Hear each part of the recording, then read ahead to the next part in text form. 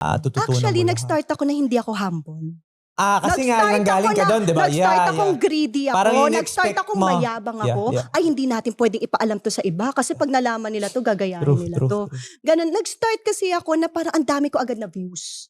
Ang dami ko agad na views. Sikat agad. Not as a live seller, but as an artista. Yes, yung iba yun pag-angat ko ng sapatos na to, kahit na 100 piraso yan, sold out.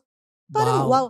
Simula Ang ngayon, dali maglabas pala nito, na tayo. no? Nagkaroon kami ng pareha shirt, which is clothing line. Nagkaroon ako ng Keisha sandalia kasi alam ko, kada labas niyan, sold out yan. Ganon yung feeling, naging mayabang ka, naging greedy ka, na feeling mo, alam mo, you know it all, yung ganong feeling. At saka successful agad. Yes, and then one stop, nawali. What happened? What happened? What happened? Nawala. Inalis na, nagmeta na.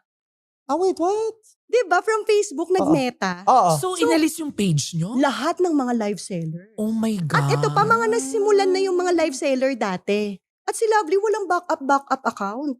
Kasi sabi ko, okay tayo. Kaya ko to. Oo, kaya ko to. Kaya natin to. You built it again from scratch. Yes. Oh my God. Doon nag-start. Kaya I think, umabot ako ng 6 years, not only because kaya ko mag-live selling and talent ko to, but also, na-shape ako.